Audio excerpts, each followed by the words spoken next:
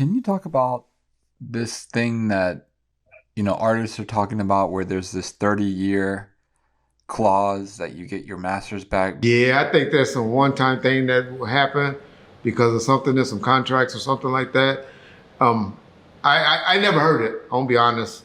A lot of people talk it, so I'm not saying it's not factual, but it'll be a lot of rich old motherfucker broke slide and their families and all these motherfuckers would be rich right now, right? If that was true. Yeah, that's what throws me off is like, so the best way that we can relate to it to talk about it is how Dre got the Chronic back last year. No. Oh yeah, Drake got it back It's because like, yeah, his lawyer was quick to say, no, Snoop doesn't own the Chronic. And now Dre is doing this big promotion around the Chronic where they're selling merchandise and re-release CDs and tapes, and you can buy like replicas of the reels and all that stuff on that Interscope site now. They still include the Death Row logo, but that's what throws me off is like, how did he get that album back? I'll tell It was y'all. exactly 30 years. Okay, I'll tell y'all. It wasn't because of the 30-year rule.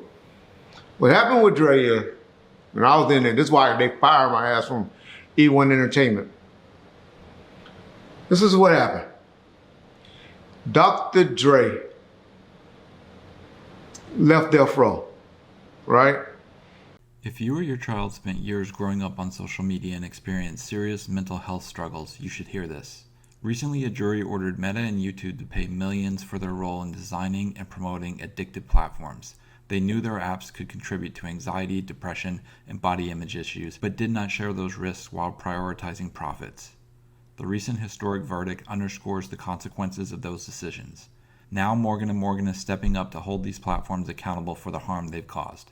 Click the link in my bio to take a short quiz. You may be entitled to potential recovery of up to $1,000. And he left in the contract. The paperwork talked about how Suge ain't gonna never have to pay him any money and give him anything, and all of that. Meaning the assets of the company at the time. David Kenner asked, either, because I always tell y'all, criminal attorney, not entertainment attorney, or whatever. Fucked up. With David, you never know, purposely or not purposely. And left it where it didn't talk about royalties from the Chronic. It just talked about his part as a owner of the company, not as an artist or producer. And so I got a letter in like 2001, 2000 from his attorney. Sandy Fox was the main attorney, but that wasn't his day-to-day attorney. Forget his name. Howard King. Well, Howard King and I had a great working relationship because we was always getting sued, mainly when Laylaw and them sued us for California Love and stuff. And so he goes, Reggie, y'all owe Dre some money for royalties from the album sales since he left of the Chronic until now. I was like, no, Howard. Dre left, he don't get nothing. So I go take it to Suge. Hey, Dre, no. Oh, that motherfucker don't get nothing. He know he left the company without no money and all that. But Howard was like, no, that's from making money off of his profit from the share of the company. Not anything to do with his royalties from the Chronic. And listen, oh, no. All right, we're gonna sue y'all. All right, well, do what y'all gotta do. Dre, hitting home runs now. Eminem and all of that. Dre like, fuck it. I ain't fucking with Suge. Dre never tapped that Suge. He always, because he knew Suge. He knew Suge good down from back in the day. He was like, left it alone, right? So Dre left it alone. All right, Suge, fuck it. Never sued, nothing. We never heard anything about it. So now E1 got it. Koch Entertainment got it. And then later on, E1 got it. Now the company goes through bankruptcy. Now all this money is making money, some new stream money, off of ringtones and downloads. streaming money. And so Dre like, hey, and the master recordings from CDs. Suge don't own it no more. So Dre don't give a fuck. Now he goes and sue E1 Entertainment. Hey, E1, y'all been over there collecting money. Y'all been the distributor since 2001, or 2002 actually, January 2002. And we want back pay for this album. E1 like, Reggie, hey, what's going on? I don't know. I don't give a fuck. I don't work with that nigga no more. Come on now, we still paying your ass. What's up? What's the paperwork? Well, we always, this is what we believe and this and this. Well, where's the paperwork at? So I give them the separation agreement. Hey, Reggie, this contract don't say y'all don't have to pay for royalties on the Chronic or anything. It just says he don't make any money, but he still get his percentage, for producing and working on the Chronic and all that. Well, we ain't paying that nigga nothing. But that's on y'all. That's y'all money now. So now all this money that's been generated, he didn't sue from 1996 until 2001 because it really was with Priority and Interscope. He wasn't fucking with their uncle, those his people. But he sued E1. So by this time, it's like $5 or $10 million that's owed to Dre. From downloads and all of this stuff. And so this case went all the way up where they were in negotiation and in courts.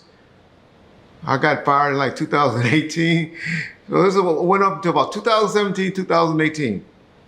And money is still being generated as well. And so what happened was, now it's looking like E1 owes Dre like $10 or $15 million. And so they was like, oh man, 10 or 15, that small independent company for that Chronic, they were like, oh. So they made a deal with Dre from a certain date to wipe out all that debt and gave him back the Chronic album from that date whenever he got it from that period. Is what happened. So that's how Dre got the Chronic back. We still are giving back pay. They just gave him the album. Mind y'all, Dre offered, or Jimmy did, on Dre's behalf, in like 2001, 2002, he offered us $5 million. And I think it got up to $6 or $7 million to buy that album from Suge. But y'all know the hater. Nope.